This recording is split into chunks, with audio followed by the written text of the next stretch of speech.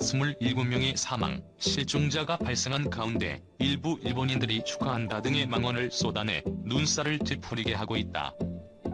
이 같은 망언은 우익 성향을 가진 이들이 중심이 되는 것으로 보이지만 우익과 거리가 먼 일부에서도 악성 댓글 남기기에 열을 올렸다.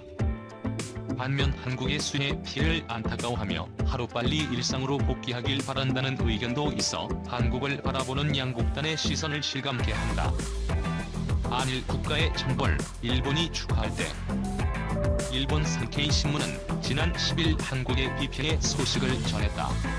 신문은 장마 전선의 영향으로 수도권을 포함한 중부 지방을 중심으로 폭우가 쏟아져 사망자가 발생하는 등 피해가 크다며 문재인 대통령은 예정된 여름 휴가를 취소하고 추가 피해 방지를 당부했다고 보도했다.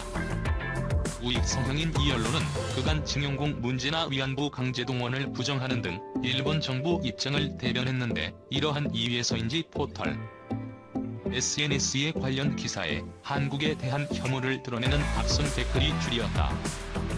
내용을 보면 그간 정치적으로 대립한 위안부 강제 동원 문제 등을 거론하며 한일 국가에 내린 천벌이라는 막말과 일본 식민 지배를 계속 받았다면 지금과 같은 비 피해는 발생하지 않았을 것이라는 황당한 주장이 있었다. 또 지난 2011년 동일본 대지진 당시 한국에서 대지진을 축하했다고 주장하며 이번엔 일본이 한국의 비 피해를 축하할 때라는 비난 댓글도 있었다. 일본인은 다른 나라 피해에 기뻐하지 않는다고? 댓글 중 일본인은 다른 나라의 피해에 기뻐하지 않는다는 글이 있었다. 중국이나 한국, 일본은 일본에서 발생한 재난에 비아냥거렸지만 일본인은 다르다는 주장이다. 이 주장에는 많은 공감이 이어졌지만 실상은 그렇지 못했다. 앞서 축하한다는 댓글을 비롯해 수해는 일본 책임이 아니니 사죄와 배상을 요구하지 말라는 비난 댓글이 줄을 이었다. 이들의 주장처럼 일본인이 아닌 외국인이 이러한 댓글을 달았을까? 이날 악성 댓글을 단 몇몇 이들 중 공개된 SNS를 확인해보니 가와구치시, 아마가사키시, 노다시 등에 사는 일본인뿐이었다. 이 중에는 전쟁 가능한 일본, 핵무기 필요성 등을 언급한 기사나 주장에 관심을 보이거나 한국을 비난하는 기사를 링크해 놓는 등 극우 성향을 보인 이들이 다수였다. 비 피해를 걱정하는 댓글도 있어 모든 일본인은 다른 나라 피해에 기뻐하지 않는다고도 할 수 있겠지만 걱정이나 위로 격려보단 악플이 더 많은 게 현실이다. 특히 일본의 도움으로 비 피해를 면했다는 황당한 주장이 있었는데 주장은 산케이 신문 서울주재개관논설위원회 주장이 근거가 됐다. 일본이 서울을 홍수로부터 보호했다? 구로다 가스히로 논설위원은 최장수 서울특파원으로 활약 중이다. 그는 독도 영유권 주장 및 위안부 강제동원 부정 등 한일 관계를 둘러싼 역사, 영토 사안에 대해 민감한 발언을 던져온 것으로 유명하다. 이런 그는 지난 8일 신문 칼럼을 통해 한국의 이상기후로 많은 비가 내렸는데 소양강댐과 충주댐이 홍수로부터 서울을 지켰고 이러한 두 댐은 일본의 경제 협력을 얻어 완성됐다고 주장했다. 그는 한일협정으로 일본이 건넨 자금을 사용해 한국은 훌륭하게 경제 건설을 실현했고 국민 생활이 풍요롭게 됐다며 서울 시민을 홍수로부터 지켜왔는데 지금 또 일본의 보상을 요구하고 있는 것이 이른바 징용공 문제라고 강조했다.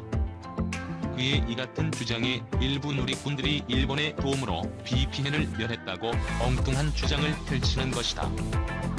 한국민족문화대백과에 따르면 소양강댐은 1950년경부터 다목적댐 건설 사업으로 계획됐고 1960년 3월 타당성이 건의돼 1967년 4월에 착공, 1973년 10월에 완공됐다. 그의 주장과 달리 1965년 한일협정 전부터 이미 계획된 것이다.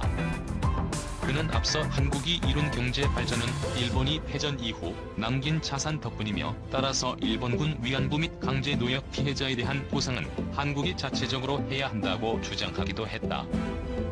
한국에서 저지른 만행에 대한 반성이나 사죄는 언급조차 없이 일본의 덕을 봤다고 주장하는 것이다. 대다수 일본 시민들은 일부의 도 넘은 행위를 비판하고 문제를 지적하지만 이에 아랑곳하지 않는 일본은 지칠 줄 모르는 한국 때리기에 열심인 모양새다. 야스쿠니 참배 아베의 선택은 우파 요구의 저울질. 일본의 패전일이 다가오면서 아베 신조 일본 총리가 A급 전범이 합세된 야스쿠니 심사를 참배할지에 관심이 쏠리고 있다. 아베 총리는 재집권 2주년을 맞은 2013년 12월 26일 야스쿠니 심사를 참배했으며 이후에는 패전일과 봄가을 제사에 곡물이나 곡물 대금을 보내고 참배는 하지 않고 있다. 우익 사관을 지지하는 산케이신문은 아베 총리가 앞으로의 야스쿠니 심사 참배에 관해 주변에 물론 생각하지 않으면 안 된다.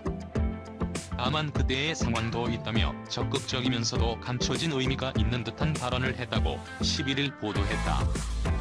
신문은 아베 총리가 이런 발언을 언제 누구에게 했는지 명시하지 않았다. 보도가 사실이라면 여기에는 야스쿠니 심사를 참배하고 싶지만 섣불리 행동으로 옮길 수 없는 상황이 투영된 것으로 보인다.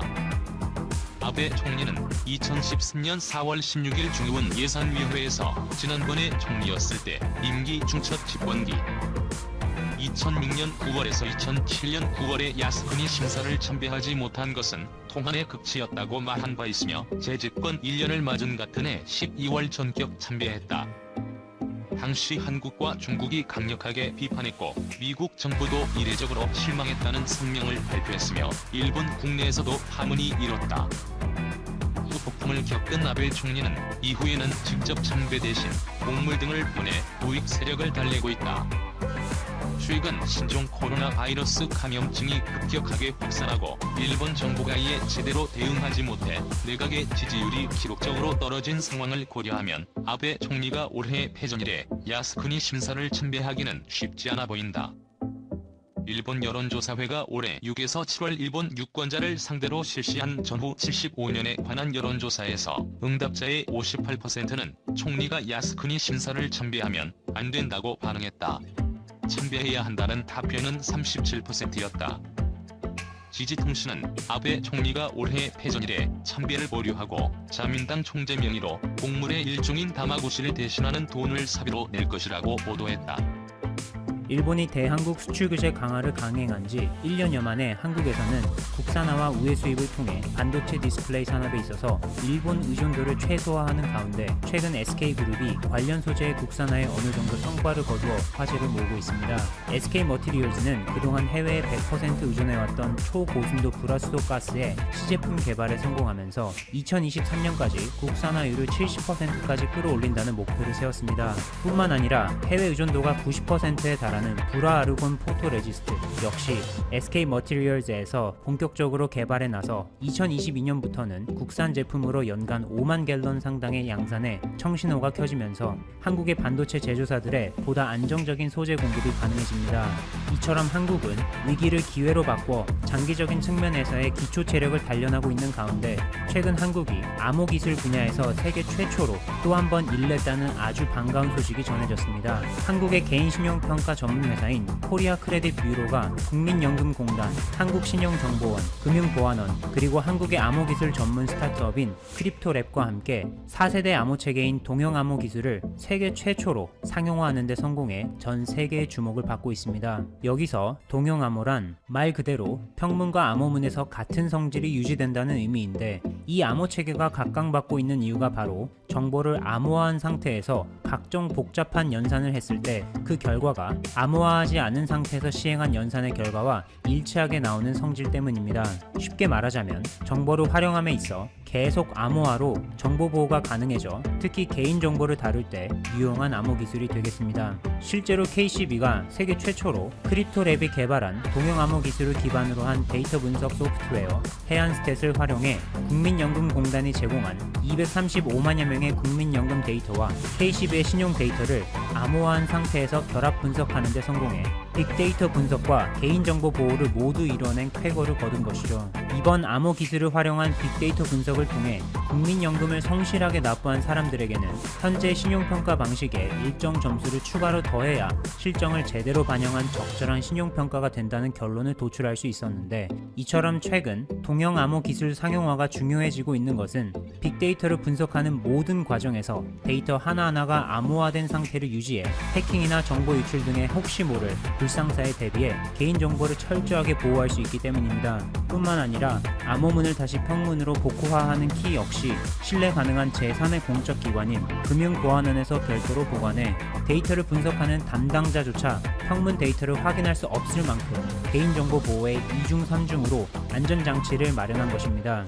이 동영암호 기술은 지난 2011년 미국 MIT가 선정한 미래 10대 유망 기술 중 하나로 뽑힐 만큼 전 세계적으로 활발하게 상용화를 위한 개발이 진행되고 있는 상황에서 한국이 최초로 성공해 의의가 크죠. 이번에 세계 최초로 상용화에 성공한 동영암호 기술 해안은 천정희 서울대 수리과학부 교수가 이끄는 차세대 암호 기술 스타트업 크립토랩이 그 원천 기술과 특허를 보유하고 있는데, 더욱 놀라운 것은 동영암호 원천 기술은 크립토랩을 포함해 IBM, MS 리서치 등 전 세계에서 단 5곳만이 보유하고 있을 정도로 높은 기술력을 필요로 하는 진입 장벽이 매우 높은 산업입니다.